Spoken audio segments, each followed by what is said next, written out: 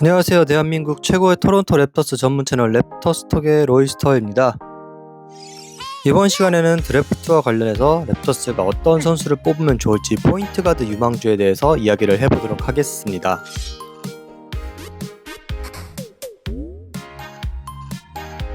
랩터스가 9번이라는 조금 아쉬운 순번의 픽을 받아들여야만 했는데요. 그 아쉬움 빨리 털어버려야 될 것 같습니다. 6월 26일로 드래프트 날짜가 정해졌기 때문에 이 한 달 남짓한 시간 동안 바쁘게 선수들을 파악해야 합니다.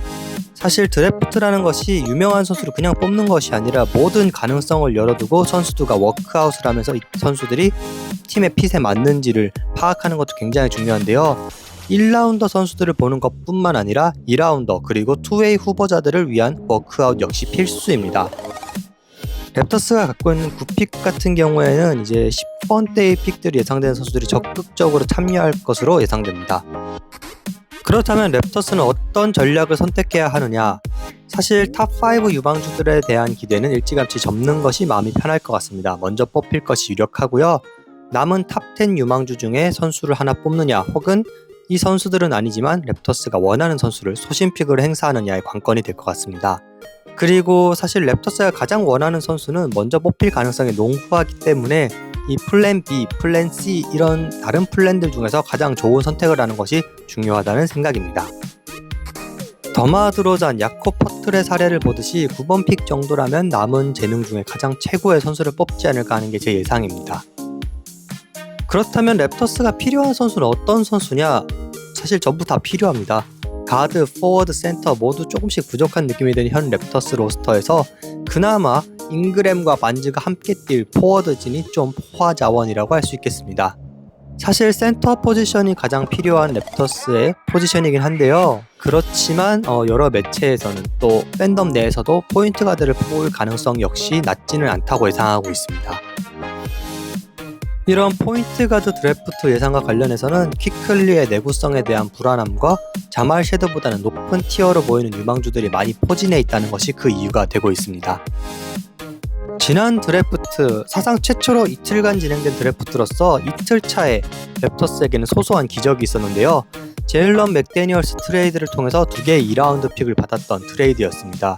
사실 올해도 이런 기적을 만들어낼 수 있을까라는 팬들 내에 기대감이 있지만 올해는 어려울 것 같습니다. 왜냐하면 랩터스도 잉그램 영입으로 셀러리 캡이 꽉 찬 상황이기 때문에 다른 오버캡 팀으로부터 선수를 받으면서 픽을 같이 받는 그런 전략은 좀 어려울 것 같습니다.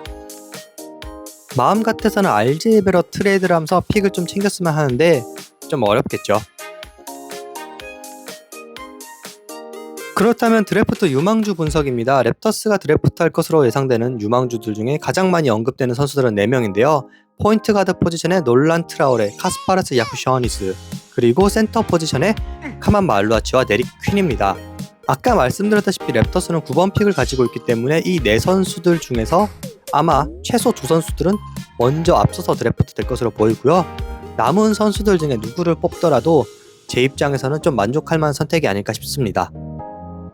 이 4명의 선수들의 스타일들이 다 다르기 때문에 어떤 선수를 뽑아서 육성시키느냐 이것도 참 보는 재미가 있을 것 같습니다. 제일 먼저 살펴볼 유망주는 카스파르스 야쿠쇼니스입니다. 6'6'에 200파운드, 2006년생이고요. 일리노이 얼바나 샴페인 대학 출신으로 태생은 리투아니아입니다.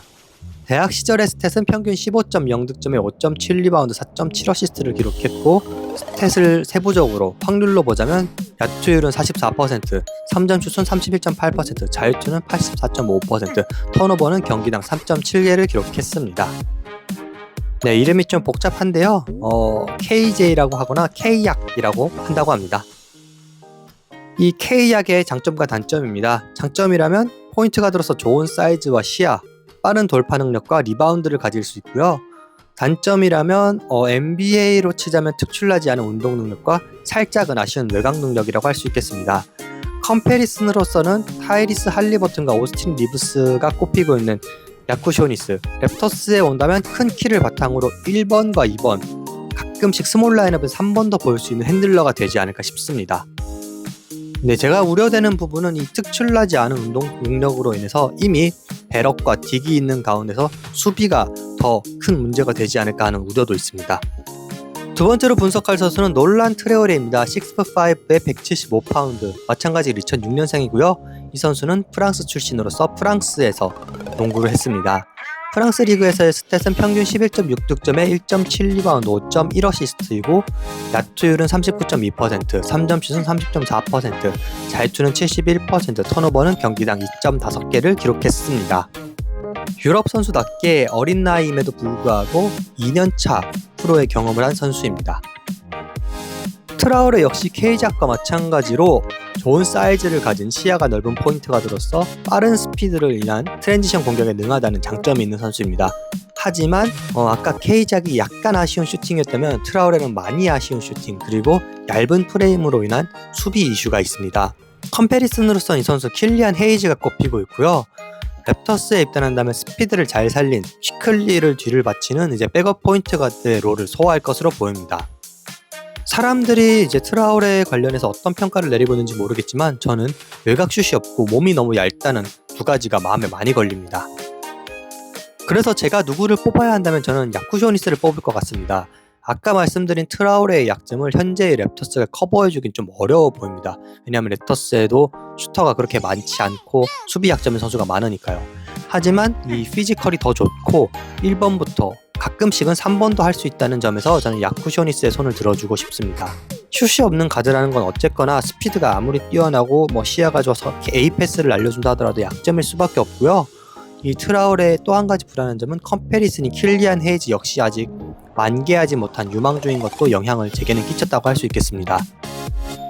그렇기 때문에 저는 만약에 KJ가 먼저 뽑히고 트라우레가 남아있는 상황이라 하더라도 트라우레를 바로 뽑기보다는 센터 포지션 선수를 한번 보고 결정을 내릴 것 같습니다. 기타 뉴스입니다. 애틀랜타가 현재 봉석이 된 단장 자리를 놓고 마사이 유지리에 관심이 있다고 하는데요. 사실 마사이 유지리가 떠날 가능성은 희박합니다.